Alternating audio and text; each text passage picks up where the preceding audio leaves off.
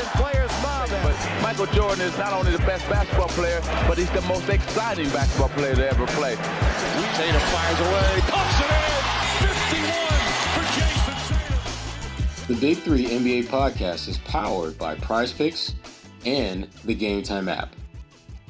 Hey everyone, welcome into this episode of the Big Three NBA podcast. Your usual crew is here: Sherrod Blakely, Gary Washburn. I'm Kwani Lunis, and as you can see, we have one of the three of us who is doing the most right now. Sherrod, where are you? I'm going back to Cali. I am in Gary's home state of California, spending some time with the fam and trying to enjoy a little bit of this good weather. The trip did not get off to the best of starts, seeing as though there was a power outage out by the LAX airport. Well, all good, because whatever they were lacking in power on that day, I'm juiced up right now. So we're ready to roll. We're ready to get this thing going. Let's go. Well, I'm like Porzingis. I'm ready. Well, thank you for that. On that note, we'll just get right into the Celtics because I'm sure Gary's already over it like I am. We are in colder weather, but Kristaps Porzingis, you mentioned, he is back. He has returned 16.6 rebounds in 23 minutes. Let's start off with a game of pick and roll. We haven't played in a while. Kristaps Porzingis hasn't been in the game for a while. So bigger surprise was whether how he played or the fact that he played at all. Which one do you pick and why are you rolling with it? My man, Gary. Get us going, Gary. My man. Yeah, I'm a little blinded by the sun and the shades and all that. It's all good. The Hollywood lifestyle. That's what stars do. They're blinding. But keep going. Anyway, I was surprised that he played, to be honest with you, because I thought that they would hold him out for another week or two, maybe. It would go into December. But, you could just tell the workouts that he was getting comfortable. He was doing more. He was going up and down the floor. He was shooting, all the stuff that you usually see him do. But I thought, okay, they might hold him back till maybe after the play-in tournament's over, at the play-in in-season tournament, maybe give him another couple of weeks just to make sure he's completely 100%. But if he said he's been ready for almost a month, then obviously he healed fast from this injury. They gave him enough time, and he was ready to go. So I was more surprised that he played because I just thought, okay, they'll maybe give him some time off after Thanksgiving, maybe during the in-season tournament, something like that, if they make the quarterfinals. But I did not anticipate November 25th on my bingo card. No, I get that, but I was more surprised at how he played, and here's why. This is probably the worst he's going to play all season long. And the fact that he can go out there and get you 16 points, 6 boards in less than 25 minutes, and really just not look great, and yet he's still being very productive, very impactful. I was very surprised at how he played because, again, with that kind of layoff, you just don't really know what you're getting, but whatever it is, it's not going to be the best version of that player. And he put up big numbers. I thought he was an impact player in every sense of the word for the Celtics. And obviously, he's going to play better. And I think if you're the Celtics, that's the silver lining that you cannot ignore, the fact that he was able to help you basically blow out a pretty decent Clippers team and do so without playing a great game in the process. When your third option, which is essentially what Porzingis is, plays that particularly impactful and he does not play well, that means things are only going to get better. And for the rest of the league, that's kind of scary when you think about this Celtics team who now, with their starting 5 back on the floor, are only going to get better in time. You mentioned the rest of the league, but looking at the Celtics roster in particular, what does that mean for the rest of their big man rotation? Some guys, it's like musical chairs. Somebody ain't going to get a seat at the table. And they've got a few guys that are certainly in that mix. You look at Luke Cornett, obviously. You look at Keita, and then Xavier Tillman. One of those 3 guys is not going to play. And it's, again, who that will be remains to be seen. I've got some ideas on who I don't think is going to see action going forward, but I would love to hear what my homeboy, Mr. Gary Washburn, thinks about who he doesn't think is going to play and why. Yeah. It's interesting. I mean, last night, no Horford, no Cornett. So Joe took a chance on Neemias Queta, who was coming back from a DNP against Minnesota, I believe. And He played well, 4 block shots, ran the floor, was a rim protector, just probably the best we've seen Keita maybe this season. And then Tillman got the garbage time minutes when the game was a blowout and the game was essentially over. So to me, I think he's going to mix and match. There's going to be some Kornet, there's going to be some Keita. I think everybody's going to have to get used to some games not playing and then be thrown into the fire and play, and that means the other 3 bigs. And then Horford's going to be the main backup. But as you guys said, I think it's going to be a combination. It's going to be not everybody's going to be happy out of this, as Sherrod said. There's going to be guys get DNPs. I think probably Tillman will be the guy who will play the least. And then I think they like Kornet, and they're trying to like Keita, but Keita has struggled of late, maybe on defense. He was struggling. He was struggling in his matchups. So they have to be, they want to be precise as possible. So if Keita is struggling, they're not gonna give him a chance to just make it up. He's gonna have to play. So he's gonna have to sit. So to me, I think it's gonna be a combination of guys who don't play. Kornet's gonna get some minutes. Horford's gonna be the main guy, obviously. And they're not. And remember, no back-to-backs for Porzingis, no back-to-backs for Horford. So essentially, guys are gonna get a chance to play because some of those guys are gonna have days off. So it sounds like you don't really have an odd man out for sure. I'm gonna go with an odd man out though. Since Gary, I tried to bounce the ball at Gary for the layup, but he's leaving space for the next man. Gary just swinging the ball back up top. So I got odd man out, Sherrod. That's okay. Listen, Tillman's gonna be the odd man out. He's going to play sparingly, but of all those guys that we're talking about, he's the guy that's going to play the least. And I'm going to tell you why. Because when you have Al Horford now in that reserve role, what Tillman brings to the table isn't really all that valuable because it's similar to Al, but not as great. And when you look at the way that they've used Keita, it's clear that they are trying to develop Keita to be their starting center of the future. I don't think there's any question about that. Or at a minimum, be one of their key reserves coming off the bench. And when you look at what Porzingis brings to the table, you look at what Al Horford does consistently, and you're looking at who's going to be your third center, I think you almost have to lean a little bit more towards Keita than Luke. They're going to split those minutes, certainly, but I think Keita is going to wind up with the lion's share of those minutes because the Celtics, I think they're built in a way where they understand that as long as we have Porzingis healthy to start games and we can bring Al Horford off the bench, we then our third center needs to be someone that we're developing. And Luke Kornet, bless his heart, he does what he does. And he does help this team, and he does have value. But when you start looking at what Keita brings to the table, when you start looking at some of the things that he has shown glimpses of being able to do, obviously not as consistently as he or the Celtics would want, it's clear that that's a player whose upside is much greater than that of Luke Kornet. And when you're a championship team, the way the Celtics are built, you've got the kind of contracts that all their players have for the most part. You're going to need to have some young talent that you can develop.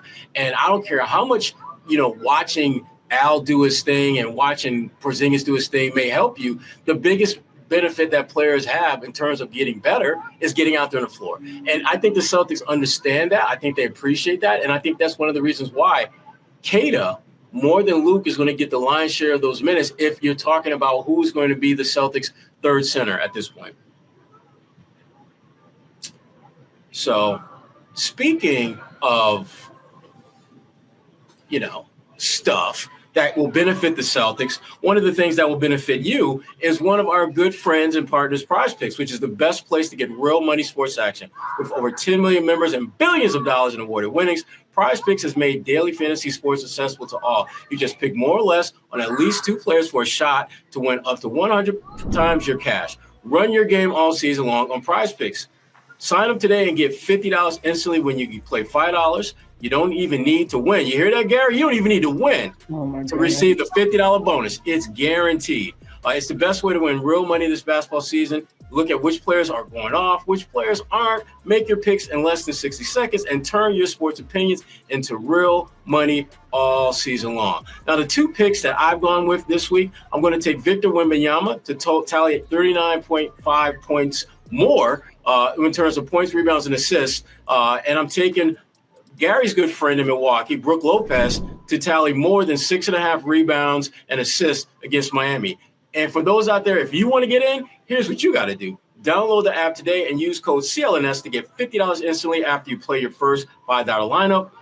Again, download the app today. Use code CLNS to get $50 instantly after you play your first $5 lineup. Prize Picks, run your game. And now, speaking of running our game, I'm running the game right back to Kwani to take over and keep us moving. That sounds good. This sunshine is getting me fired up, Gary. We should question why Gary is friends with Brook Lopez, but maybe we'll just move on from that. How did he become friends with him? That's just Gary's boy. Gary everyone is your boy, Gary. Everyone is. Well, that's the point. Everyone is Gary's boy. Everyone loves Gary. Most people. Wow. All right, back to basketball. No shade. Statement stretch here for the Celtics. They beat Minnesota. They beat the Clippers, both quality teams out west, but they're off to a slow start. So, overall, they're still, opponents that could be worthy eventually of a playoff. But looking forward for the Celtics, does this enhance your view of the team overall, or do you still see them in the same light as you did before? What do you think, Gary? I think obviously they're better with Porzingis. They're a championship caliber team. Mm-hmm. They have a lot of great qualities, a lot of great elements. And they said they made 12 3-pointers in the second quarter, 51 points. And they beat a good Clippers team. The Clippers team had just beaten Philadelphia by 26 the night before. Both teams coming off a back-to-back. The Celtics were just prepared. The first quarter, they edged up a little bit, 27-20, but that second quarter, they just completely took the game away from the Clippers. And, the Clippers, you can't be, like they're not healthy. Obviously, Kawhi's out, but they still got Harden. They still got no Norman Powell either. I thought that was a factor because he's having a real career year. But I just thought the Celtics just dismantled them, and the Clippers could not stop the Celtics 3-point shooting. So I think this elevates the Celtics, the number one team in the NBA. Now Cleveland is 17-1. We'll see what happens Sunday. That'll be a very interesting game when Boston goes to Cleveland. There'll be no excuses, no back-to-back, so you should have a full, healthy Celtic roster. We'll see if Cleveland's completely healthy for that game, but that should be an interesting game, especially coming out that Friday game, that key Friday game, the in-season tournament game against Chicago. The Celtics, if they win and Cleveland beats Atlanta, which they should, then you're talking about the Celtics advancing winning the group and advancing to the quarterfinals. Mm-hmm. So if you're the Celtics, I just think you got to feel great about the position you're in. You went 14-3 without Porzingis. You won some close games, but now your rim protection's back. Another guy could space the floor. Another matchup nightmare. So I just think, this elevates them to the number one team in the NBA. And now it's just managing the rest of the season, managing the health of Porzingis, managing the health of Horford, making sure those guys get to the finish line to the playoffs completely healthy and ready to go. Now, will that cost you the number one seed? Maybe, maybe not. I think right now their focus should be on playing the best basketball they could be, trying to win every game. But, there's going to be games that without Porzingis or Horford, they're going to be at a disadvantage here and there.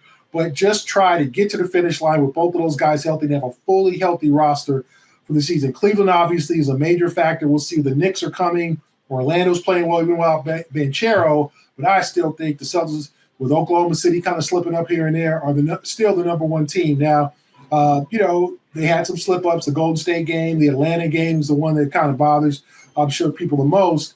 But they've won 6 in a row. We'll see what they do Sunday against Cleveland. But for now, they are the number one team. Yeah, I would agree with you on that number one team assessment. But the one thing that I think has to be mentioned that I don't know if most people are really paying as much attention to as possible is, and I'm just straight no chaser, keep it real. The Eastern Conference for the most part has sucked this year.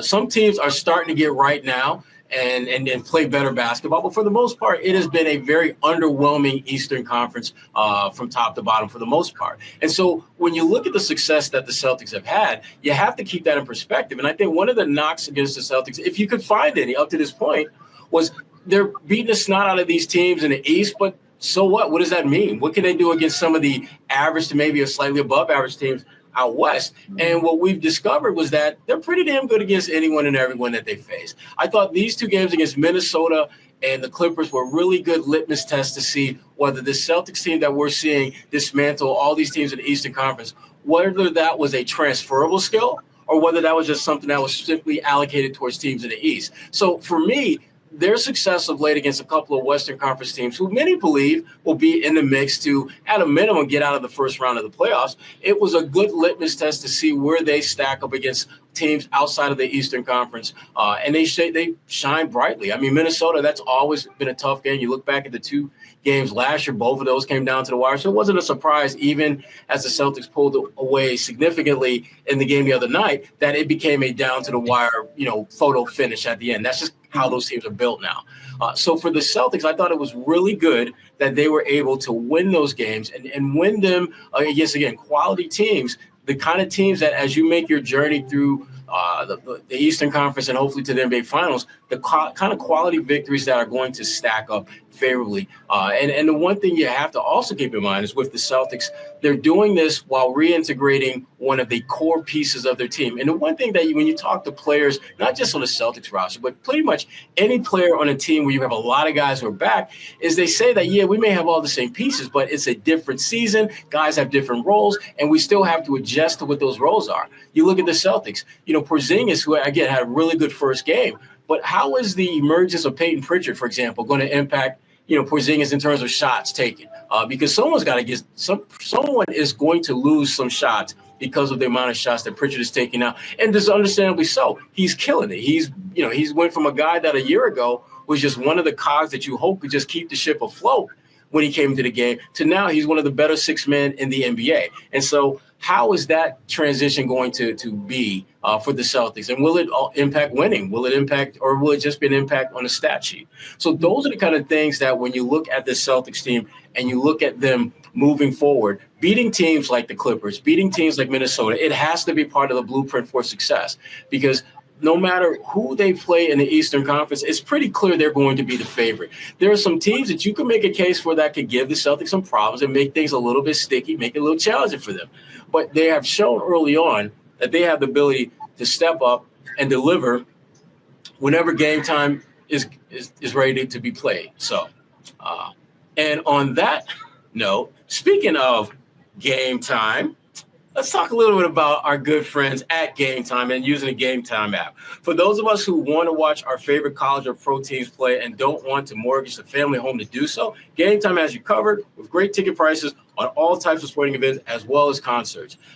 When I'm thinking about going to a football game, like all of us are, because all of our college teams are now officially bowl eligible. Way to go, Cal Cubbies. Way to go to get bowl eligible. Yo, ACC. ACC, welcome to the club. But it's important that, you get a chance to see your teams play. And certainly you want to do that and not have to cost a ton of money. Like, for instance, my guy, Gary, his Cal, I call him the Cal Cubbies, the Cal Bears. Bears. They're the Bears. They're the Bears. They're not the Cubbies. And we are not the Pigeons. Exactly. But they're eligible, and they could really bolster their chances with a really good win at SMU this weekend. And if Gary wanted to, let's say, jet down to Dallas for the game this weekend, and, with Game Time, he can do that and get tickets for as little as $20. The tickets through Game Time app are super affordable, offering great tickets at rock bottom prices. And again, for you, Kwani, and your BC Eagles, terrible. Me and my guy Keith Pompey of the Philadelphia Inquirer, we were actually talking about that game this weekend between his alma mater, Pittsburgh, and your school, BC. They're going to be in Chestnut Hill. And coming in, if he decided he wanted to roll into Chestnut Hill, he could get in for tickets as little as $5. That's and he could stay at your house and save some money. And he could stay at Kwani's place and save some money. Exactly. Just what you said. Stay at your place and save some money. You can get damn near 2 tickets for the price of 1 latte to go to that game if you keep it at 100. And so, again, one of the really cool things about the Game Time app is the all-in pricing that shows you the total price before you get to the checkout. And you get a panoramic view of the seats that you choose before you buy, which takes a lot of the guesswork and uncertainty out of getting a ticket with a good sight line. Not sure, are you going to be standing between a pole, or are you going to be in the middle of nowhere?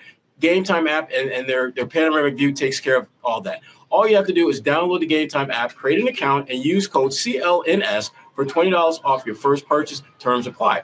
Again, download the app, create an account, and use the code CLNS for $20 off. Terms apply. What time is it? Game time. Now, Kwani, finish this off. Well done. Before we wrap up, let's go around the league very quickly. You mentioned the Western Conference, and I'm sure you saw this coming, but Houston, we may have a problem.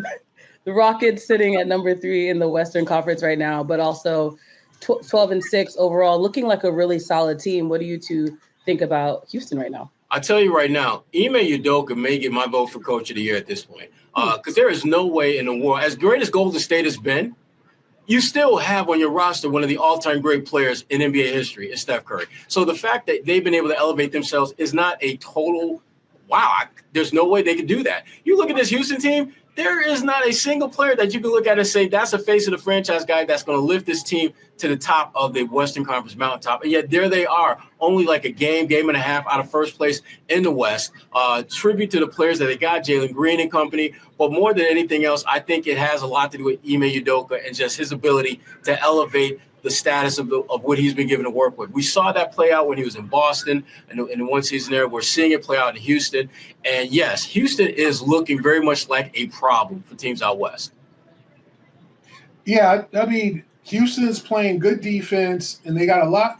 I mean, they've stacked together talent for a long time now. Sengun, Jalen Green, Torrey Eason, and then they signed Dylan Brooks. And everybody Sengun is a good player. Sengun might be an all-star this year. Yeah, he's kind of a poor man's Jokic at this point, and that's not an insult. Like that's not an insult at all. We all poor man compared to Jokic. So let's be real. Kind of Jokic. And then you got guys, Dylan Brooks. Everybody was like, "Oh, why would you sign that dude to $80 million deal coming off Memphis?" He's been a glue guy for him defensively. Fred VanVleet. They paid him. Houston knew they were going to have to overpay guys to come there. They did. And now they're coming together. And obviously, Ime, you knew he was going to put that team together defensively. He was not going to have them soft. He was going to have them push guys around. So you talk about a quality young team. The question is, can they be consistent? I watched the game against Milwaukee where they blew a lead. They still don't have shooters. Like, that's the thing. They need another shooter because Milwaukee came back because they were like, okay, Dylan Brooks, take threes. He missed 2. Like, Fred VanVleet took like a 30-footer. That missed. Like, they still need like that quality shooter who can just knock down threes late in games. They need a money player. But for me, like, I tend to think that like they'll be fine. They'll obviously make the playoffs. They'll be a factor. But I think maybe if you win the first round, I just think they're a little bit still green to where you're talking about, they're going to make the conference finals or anything like that. I think they just need a little bit more experience and they need a shooter. But for what they're doing, I'm impressed with. Obviously, you knew Udoka was going to put together that team. He was going to get rid of the guys that he needed to get rid of. He was going to make some guys work on being better defenders. And they what they've done is they just gathered through the lottery, Jabari Smith. They've put together a lot of just young guys who are now playing better. Yeah. And Gary, to your point, it'll be interesting to see what Houston does when we get closer to the trade deadline, because you're right. You look at the way their team is composed. They have 2 things going for them. They have a core group that's playing hard, playing Udoka-style basketball. And 2, they've got some disposable assets that they can move on elsewhere and get them a shooter. And there are going to be shooters made available. In fact, we may be talking about one in a short minute or two. But the Houston is a team that I'm going to be looking at very closely at the trade deadline, because I do think, Garrett, to your point, I think that right now they are good enough to make the playoffs, but they need to make a decision between now and the trade deadline. Do they want to make a move to better position themselves to have a deep playoff run and have a guy that can help get them over past that second round of the playoffs and maybe to the conference finals where anything can happen?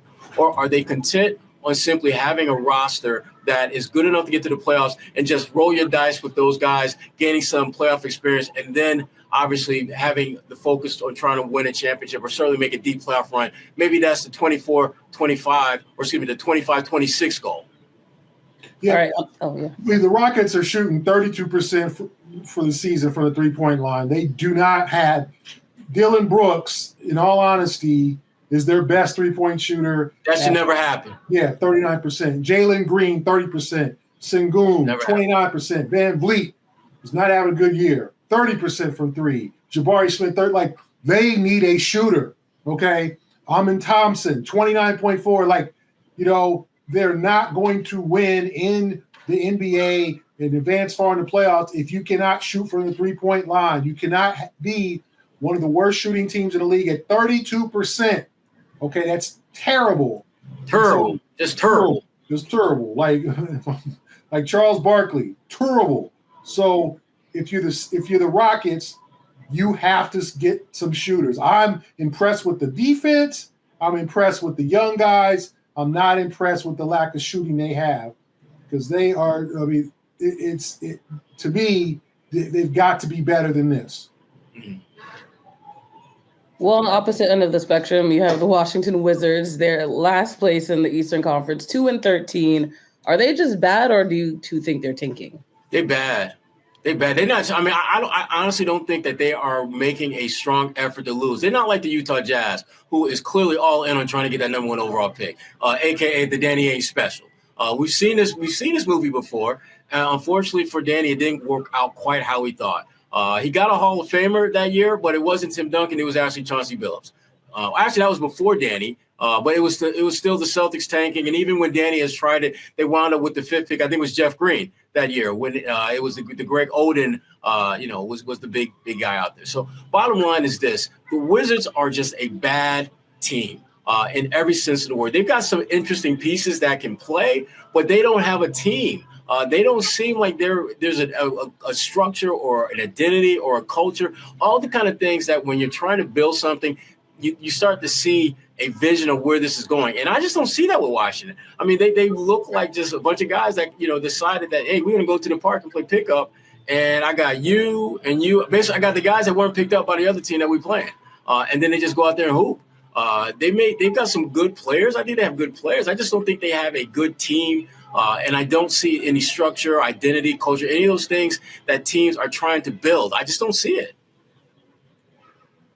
Washington's tanking, okay? Like, they have a plan. They need to get another lottery pick on their club. They are just trying to figure out which direction to go at this point. So you've got guys, they took Alex Sarr, okay? You've got Kyle Kuzma, who's probably going to get traded eventually, okay? Jordan Poole, they paid him. Who's going to pay that man another $30 million a year? Or pay Say no one. At salary. To me, and you've got a bunch of young guys. You got Bilal Coulibaly, who's going to be a piece. He's going to be Bub Carrington, Keyshawn George. Like, you've got young pieces, okay? But you're going to have to go young, and they're going to tank. Like, they're going to be bad. That's why, and I said, I like Brian Keefe. He's a local guy from Winchester High School. I've known him since our Seattle days where he was an assistant coach, and I was covering the Sonics back in the day. They brought him back. They didn't want to. You don't want to go and spend $5 trillion on a head coach when the team is going to tank. They brought him back to just try to develop these guys, develop them, try to get the winning habits. And it's hard when you're losing, but try to get these guys to get to the next level. Then you bring in another lottery pick, you clear some cap space, and hopefully Washington can get a free agent. The problem with Washington did years ago is they saved all their shippers for Kevin Durant, thinking Kevin was going to want to come back. He's from PG County. He wanted to come back to the DMV, and Kevin didn't even meet with it was 2016. When he, maybe we went to the Hamptons to meet with Tom Brady and the Patriots. The Patriots, Tom Brady and the Celtics, but he ended up obviously signing with the Warriors. But they thought they had a shot at KD.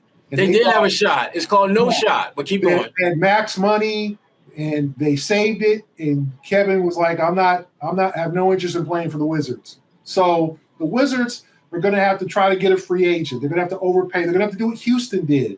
Houston's the blueprint. After Harden left, people's like, why am I going to go to Houston and lose? Great city.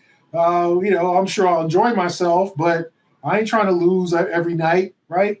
Houston's not considered a great sports town or whatever. It's got its teams and whatever, but So what did Houston have to do? Play Dylan Brooks, pay Fred VanVleet, and now you got them with the young guys. Washington's going to have to do the same thing. Develop these young guys. They're going to have to fall before and crawl before they walk. And then next year, try to bring in another, if it's Cooper Flagg or Ace Bailey or one of these top guys, bring him in, and then you've got a core. Now you try to go after somebody in free agency. So they are tanking, okay? Washington does not want to win ball games. They want to compete. They want to do like they did to the Celtics. Oh, we almost won. We fought hard. The kids showed the principles. That's what they're trying to do because it's no reason for them to win and get an 8th or 9th overall pick. They need the number 1 or 2 pick. They need a franchise player. Alex Sarr, don't like what I see so far. Role player. The kid from the Hawks, the number 1 pick, to me, he's got much more upside and talent. But we'll see what Sarr does. But they're tanking, folks. Don't be fooled. They're not. They're bad and they're tanking. All right, before we get into our last thing, I have to give a shout out to my dad who's been silently warming up his food because today is his birthday. And Happy birthday, Pops. Biggest basketball fans I know. So my favorite grade school team. Thank you. My favorite grade school team in New Jersey. Happy birthday. It's your birthday. It's your birthday. It's your birthday. Right, don't do that, Sherrod. My twin. You have to put your head right here. There he is. Happy birthday, sir. Hey, Shirley, happy birthday. All right, give it up. All right, I'll let you go. She said, I get out my shot now. I know, right? Wow, you said it to your own father? No, because he was trying to leave, and I was like, no, I want to do this. Gary, he was trying to linger. You know what? Now we know where Kwani get it from. She sure don't like to leave that camera, boy. I tell you right now. I know what she gets. She get it from her daddy. All right. Okay. Finally, Chris Middleton is a person that you mentioned. Might be ready to move on from Milwaukee. Houston, like you said, could be a viable option. Is that a possibility? Do you think him and the Bucks are going to cut the cord? I don't think there's much of a choice at this point. I mean, Milwaukee, they're really evaluating everything about their roster, figuring out what's working, what's not working, what can we move on from, what can we, really dig into. And Middleton is a guy that, as much as he's been injured of late and just not impactful, when he has been able to play, the one thing he does and does at a high level, the Celtics know this firsthand, is he can knock down shots. And I just think that he needs a team that has a good amount of athleticism that will allow him to get great looks at the basket that don't require him to necessarily create his own shot. I thought the last 2 or 3 years when he has been healthy, he's shown the ability to be a better shot creator than he showed earlier in his career. But he's just at a point now where, physically speaking, I just don't see that in his game. I think he's going to be more of a catch and shoot guy going forward at this point. And he needs to be in situations that take advantage of his shot making and don't necessarily force him to be much of a shot creator. I think Houston could be that type of team. And as I mentioned earlier, Houston's got so much talent on that squad. Some of it is not getting anywhere close to the kind of burn and run that they would elsewhere. And when you look at Milwaukee, they need some type of infusion of youth. They need some, not just young talent, but talent that just, yeah. And so I Houston's got some players that they could potentially, put on the table that Milwaukee might be intrigued by. I think it becomes a win-win, I think, for both teams if they're able to do some deal that gets Middleton in a situation where he can still play for a really good team and have a significant role without necessarily having to carry a similar weight that he's going to have to carry when he gets back to Milwaukee. And for the Bucks, you're trying to figure out a way to kind of crack through and be one of those top 3, top 4 teams in the East and be able to sustain your position there. You know what you're getting with Giannis. Dame, I think, is starting to kind of get a feel for what he needs to do, but you need that third piece. And right now, no disrespect to Bobby Portis, who I love, but if he's your third best player, you're probably not going to win a championship. And then we all win when they play the Celtics in the NBA Finals, and we get the coaching rivalry. Facts. The reunion game. Facts. Big picture. Facts. Kwani done zoomed past the first round, second round, conference finals. To the end zone. Damn, Gary. Not pick up 200. Just what you got, Gary? What you think?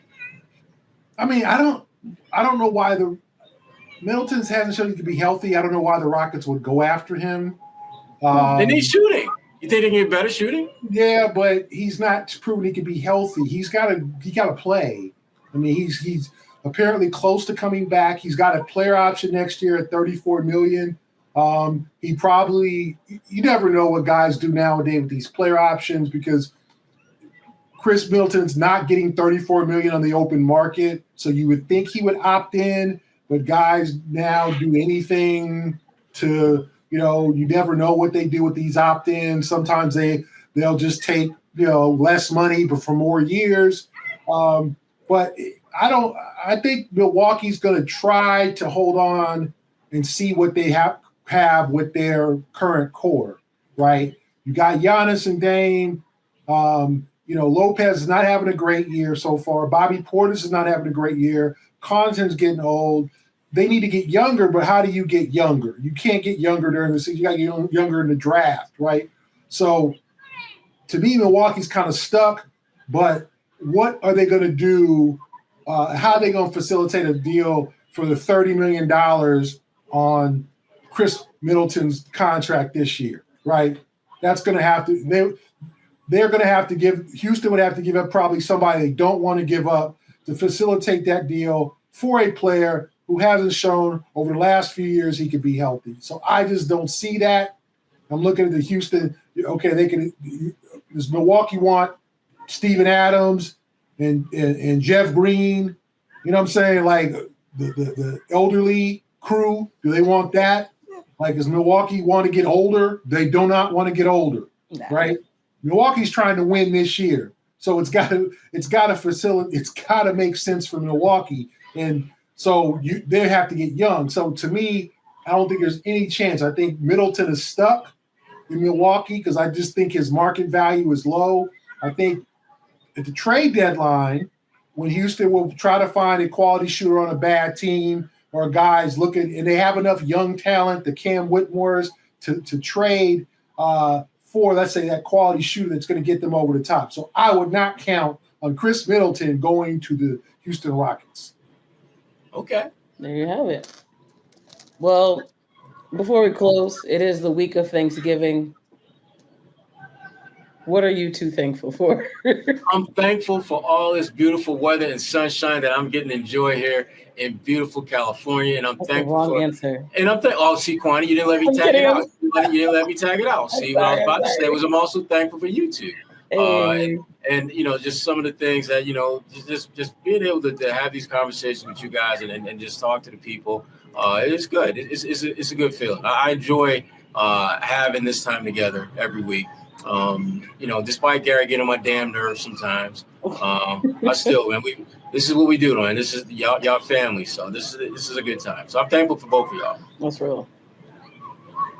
Definitely thankful for both of you guys, even Sherrod, for good health, family, just being around, still being here on this earth is a blessing in itself. Every day somebody seems like we used to, some, celebrity or somebody we knew, or you look on Facebook now and it's like, okay. Every day people drop every day it's somebody, parent or friend or something, and they didn't make it, they're going to heaven. And unfortunately it's sad, but it's part of life, I guess. But I'm just blessed to be here, blessed to have, unfortunately, Sherrod, but you two, Kwani too, more Kwani than Sherrod. But the podcast,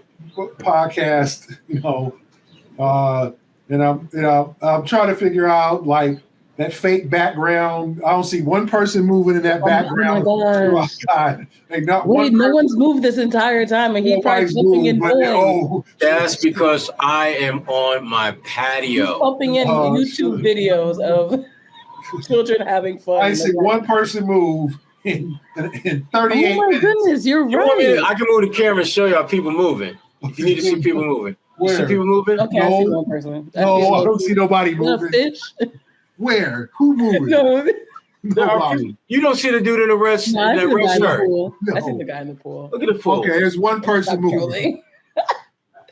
No, he was right though. There wasn't anyone moving for the last 39 minutes. How y'all know if I told him to stop? I'm taking I got the AI thing going. Yeah, you do know I have pretty high status in marriage. You know that, right? Yeah, right. So I'm just saying. Travel. What you thankful for, Kwani Lupe? Yeah, I'm grateful for you too as well. I'm grateful for life. I'm grateful for us being able to just like really live out our dreams, but also, like you said, being every day on this earth is a blessing. So, and having family around, I'm excited to be home for Thanksgiving and really just soak in on my family. So I'm grateful, definitely very grateful. A year of gratefulness. One more shout out to Pops. Happy birthday. My man. Happy birthday, Dad. My man. My guy. Best teacher in Jersey. He really is. I don't know why. How is he dealing with it? If you have children in New Jersey, he's probably dealing with them. Man, dealing with them kids during the pandemic, and it was like, what, kindergarten to first grade? He teaches one of them. Yeah, it varies. Kindergarten to 3 sometimes. I can't. Specifically, students that come from Haiti that are trying to learn English and all their subjects. Pop's good people, man. That's great work he does. Great work. Teachers more. In the words of our friend Jason Jones, buck them kids. Or that. This is what I hate about Gary. I can't. Shout out to Jason Jones for the Athletic. Buck them kids. But once again, we do want to thank Prize Picks, the exclusive daily fantasy partner of CLNS Media Network. Also, shout out to our good friends at Game Time, which take the guesswork out of buying last-minute tickets to your favorite sporting events. Just download the Game Time app, create an account, and use that code CLNS for $20 off your first purchase. Terms apply. Sherrod Blakely, Gary Washburn. I'm Kwani Lunis. Thank you for listening. And also, if you watched this far, put in the comments below, what are you grateful for this week? We'll be back next week.